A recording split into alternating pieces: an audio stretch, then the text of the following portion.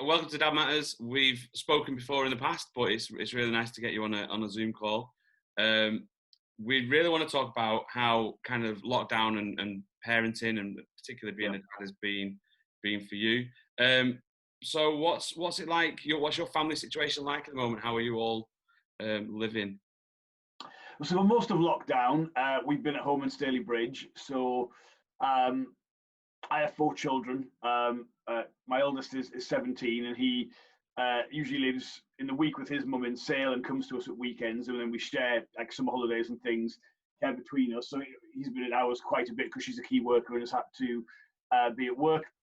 I have 3 younger children, a little girl who's 9, and then 2 boys who are 7 and 5. So it all started off kind of all right. I mean, there was a lot of like constituency work to do. Constituents trapped abroad, especially, it was a really, really bad situation for people.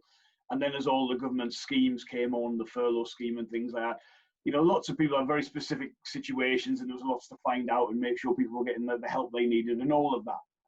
But it was okay. Then we had a reshuffle on the Labour side, obviously with a new leader, Keir Starmer, taking over.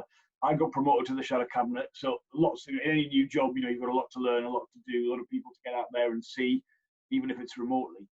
And at that point, obviously, I kind of felt from that bit onwards, to be honest, didn't really have the time for the children that I really wanted. Feel a bit guilty about that, to be frank. I had sort of images at the start that we would be, I'd be teaching them all my favourite things, and we'd have a little classroom going at home. I think when the children outnumber you, it's particularly hard to do that. So it hasn't been, quite what it is, but like most families, are just trying to find a way through that. For my eldest, who's 17, he has autism. He goes to a special educational needs school in Trafford, where his mum lives. And obviously, for anyone with autism, routine's really important. The schedule between the 2 homes he lives in, me and his mum's, is important. And that's been a bit harder for him because, he just, little bits of his routine, even, getting a McDonald's on a Friday and things like that, are really quite important to it. It's not been easy to explain. Not only is that not going to happen, you can't really explain when it might happen again. So, there's been some difficult bits, but I think, to be honest, all families are in that position. Yeah, we started the first week. I taught my youngest how to play chess.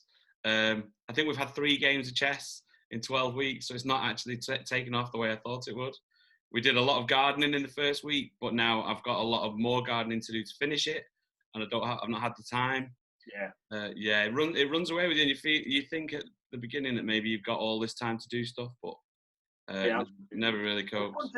One thing that's very specific to obviously our family situation is, I mean, I've been an MP for 10 years, and pretty obviously, that involves travelling quite a lot between Parliament and home in Stalybridge. So, to be honest, this is the first time in a decade I haven't really, and the family hasn't been, working around that schedule. Obviously, for Christmas and Easter and summer holidays, you basically at home, so that's kind of when you get your respite. But, to be honest, that bit has been quite a nice change. You just forget how used you are to, thinking it's that point in the week where you're traveling or you're loading the car up or you're booking train tickets. And it has been different. I would say, never really complained. I mean, if you stand for Parliament, you can't complain. You've got to go to Parliament if you get elected. But, the little things like that, I'll probably never get a chance to repeat that situation. It's really only last week, as you'll know, we were all called back to Parliament because the voting system, I mean, in a really short space of time, they brought in the clerks in Parliament a remote system. So I've been able to sit in my study, off the front room in Stalybridge and appear live on the news, then live in Parliament, and then, do a meeting. And that has been great. I mean, House of Commons is not a place known for its innovation, forward-looking, nature. So they did that quite quickly. It's a real shame, to be honest, that ended earlier because, with that in place, it worked really well to be at home. I think we found that we moved everything online. We stopped being able to see dads at the hospital. Yeah. So now we have a dad chat live on a Wednesday. We meet dads on there. We've had referrals from professionals, so we're working with dads remotely. We've just started doing pop-up shops. They started in Bolton last week, where we stand outside maternity so we can keep our distance. We can make sure everything's nice and clean and sanitised, and we can still see the dads who are all sat in cars or waiting around for mums. But the actual move to a remote system has been quite smooth, and it's not going away. It's going to stay like that, because rather than travelling an hour to get to the other side of the city centre to see somebody, I can do it online and save 2 hours travelling time, which gives me 2 hours extra time to do the work that I really want to be doing, you know. Absolutely. I mean, I've always been, you know, we do like FaceTime and grandparents and things like that. And I've never been massively keen on it because I sort of think you all talk at the same time. And my brother-in-law lives in Australia, so if we Skype them, it's, you know, Australia's like the time zone to the worst you could possibly get, once late evening and early morning. And so I've never been keen on it. And then, you know, when we've had to, you said practically you have no choice, you've got to use it. You know, actually, you know, for a lot of things, for it's me getting to constituents that maybe can't, you know, come to the office in Hyde, or if it's a situation, you know, normal situation is you have a vote in Parliament you weren't expecting, so you've got to cancel a few things and you don't get back home in the week as early as you could. It has really changed a lot. I can see this being a feature of a lot of how I work, you know, going forward as well. You know, not replacing being at home and things like that, because it was nice to do the church fairs and things like that, and you know, you couldn't remotely knock on people's doors. But certainly, just for including more people or getting to people who have some accessibility issues. I think the fact that it's now, you know, if someone had said to me, "Can we do it on Zoom?" at the start of the year, I would have been like, "Sorry, I have no idea what you mean." Whereas now, you know, we're all just so used to it. You're right, it'll have a big long-term effect. I think within education as well, with my daughters now this week, their school's just put in place a virtual form lesson, which would be their pastoral lesson. So they get to see the form teacher, they get to ask questions, they get to talk about how they're doing, which is what they would do at school. And it helps them to not be as invisible, I think, within that caring environment at school. I think that's a really good innovation. I hope that carries on. So how have you found the travelling this week now that you've been having to go back? Has it been the same as it was before lockdown? Is it busy or? Well, because of the public transport situation, and you know, it's quite possible to do it. We've driven down when Parliament's been returned. So to be honest, I've never really seen the M1 so light. So it's been a bit easier than it usually would have been. It's been a bit sort of unusual because usually you have all the things you need in both places, and just being at home in Stalybridge for a while has meant that, you know, you remember things like you've got to make sure you've got food to eat in each place. But it's been okay. You know, there's been some issues. You'll see that, you know, the government decided to, rather than use the online voting system we had in place up until that point, had everyone queue up sort of about 2 miles long, which looked a bit ridiculous. But in other ways, it has been nice to see people a little bit, you know, more as well. So it has worked well. Of course, it's still not the same, because usually you have a whole range of meetings you're always doing, or you know, there's much more events going on in the House of Commons chamber, and you know, clearly constituency surgeries and things like that are completely not possible in person at the minute. So it's not quite the same routine, but it has felt that we're getting back a little bit.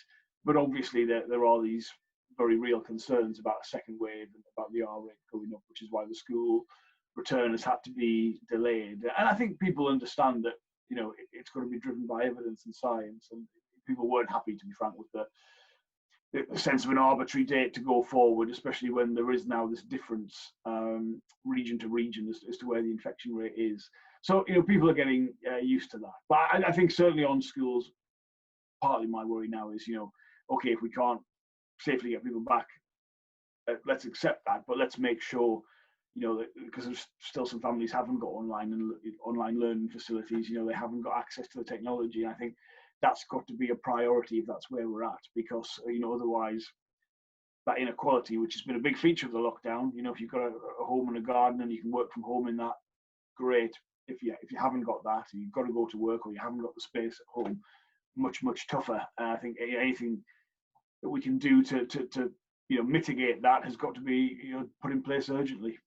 Absolutely. I think one of the issues that we've been finding with the dads we work with, but also with the families at Homestart, there are a lot of families out there that don't have a garden, that might only have a small yard that only just fits in their wheelie bins, maybe, and they could be living in flats. So there is a big need to be able to get out of that, because it becomes quite pressured in such a smaller area, particularly with little children. They all need attention pretty much all the time. and it can get quite stressful. So what do you think about going forward? Has this kind of put a lot of other things on hold, or has everything been kind of working in the background and we're still looking at developing, particularly around mental health for dads, men, perinatal mental health, that kind of issue? I think an event like this, it's so big. We'll all talk about this for years. When we're old men, we'll be like, "Oh, do you remember the lockdown?" And for children themselves, this is now you think about what percentage of a young child's life this now crisis is represented. It's a big thing, and it's a chance, I think, in terms of my job, for better things to come out of it. I mean, first of all, anyone who lives in an area like ours knows there's a big discrepancy these days between people who have, the more traditional, secure full-time jobs and people who are much more in precarious work, part-time work, maybe not getting the hours they need, maybe on a 0 hours contract. And, when you're put in a position where you need everyone to be in lockdown, everyone to have financial security in order to make those right decisions, I think for a lot of people that's come to the forefront, and they see that. I mean, you mentioned the housing situation and the inequality there. Basic things like access to sick pay. Very few constituents contacted me about the statutory sick pay system before this. Now, if we want people to participate in test and trace, a lot of people now understand, well, you're going to have to make sure people are okay at that. If you're asking people maybe a second or a third time to isolate and they've got no income, I mean, that's just not possible. So I think there's a chance coming out of this to, because now as the Shadow Working Pension Secretary, it's a chance for a really big look at how the system works. I mean, we have, over many years, got to a situation in this country where we broadly, if you think about a system like universal credit, for all the benefits of making things, combining benefits and making it more straightforward, it's basically predicated on there being enough jobs in the economy for everyone, and a sense that people need a fairly punitive approach to get them into those jobs and take them. Now, I've never agreed with that. Tameside was a pathfinder for universal credit, and that simplicity had a lot going for it initially. But in terms of how the 5-week wait works, or the benefit cap and things like that, it's not a modern, effective system that people think is there to support them. They often feel it's something that's done to them. And I think this crisis has showed people that anybody could be in a position where they need a system to support them for a relatively short space of time in their lives. And for me, it's a chance to really look at how we support families properly and modernize that system. I mean, if you think about the argument for the 2-child limit in the way the benefit system works, it is a case that the government would say, look, if you're supported by Social Security, you've got to be subject to the same disciplines and spending limits that you would be if you weren't. Now, I've never agreed with that, because the universal credit is an in-work benefit as well as an out-of-work benefit, so there's no kind of 2-tier binary system. But now people are getting their support limited by that, when, let's be honest, no one in the last 3 years would have made a decision on the family size on the chances of a global pandemic shutting down the economy entirely. So people are looking at things in different ways, and I think there's a real chance to use this moment in a really positive way and improve a lot of things. And certainly in terms of my thinking and work right now, that's a big part of it, because I think you start from that point and say to people, look, I think the starting point should be, how can we best support families for the relatively short space of time they might need that for? And that's a great question to ask people, and they just then come out straight away with their own experiences and times they've needed that, or how they think it should work. And I feel there's a lot of positive energy there to build on and say, well, look, let's take some of that forward and try and change things for the better. Absolutely. I think there's so much scope for change. Some of it we've had to do, and there's not been a lot of choice. Excuse me, but some of it is having space to reflect, and having that time and patience to change what's happening. I know for our families, obviously, we try and encourage that interaction with children, particularly with under 2s. All of that interaction really helps with brain development and infant mental health. And this week's Infant Mental Health Week, and it's a really kind of poignant time, because parents are getting a lot more time with the kids, and they're going to see those benefits, but they're also lacking on that village of people around them, that support network that they usually would tie into. So there's definitely a lot of learning to be had. There's a lot of research going on during this, so Fingers crossed. Absolutely. I mean, I also feel, I don't know whether other people feel this, but I feel like I'm talking to my friends about being a dad more, you know, so sort of saying how you honestly find it. This is two topics, you know. Are you feeling a bit guilty too that you're not running the homeschool operation you thought you would at the beginning? You know, I don't know whether that's just because, like you say, we're all in a particular situation, but that's got to be a good thing, hasn't it? Just, you know, it's got to be a good thing that we're talking about that more, feel more comfortable talking about it. You know, and also when people have had, certainly in this lockdown, I can think there's a few days I've had where I thought, oh, you know, it's not been a good day today. You know, I've not felt the family have been able to talk to each other as we want today, and our work's got a bit stressful. And that's a good thing as well. You know, and obviously that's part of a journey we've been seeing for a while, where people are just much more willing now to talk about their own health and well-being, and that's very positive. But you know, I think especially for dads to be doing that more, that is very, very good. It's International Father's Mental Health Day, the day after Father's Day, so we're going to be sharing quite a lot of stuff. So we hopefully we'll tag you in some stuff, and you can have a look at that as well. Again, father's mental health is really important. I think just touching on what you said, that reflection, that time that we've got. So normally you'd have a bad day, but the next day you get up and you'd have to do everything again. You'd rush straight back into work. You probably wouldn't even recognise that you'd had a bad day the next day, the day before. But now you get that time to reflect and kind of put things in place so that changes tomorrow, and that's a whole different ball game, I think. So hopefully we're moving forward. Jonathan, thank you very much for joining us. It's been amazing. I don't want to take up too much of your time. Look after yourselves, look after your family, and we'll catch you soon. Lovely. Thanks, Kieran. Thanks for everything everyone is doing. I know it's making a massive difference in the local area. It's really much appreciated. Thank you very much. Speak to you soon. Thanks a lot.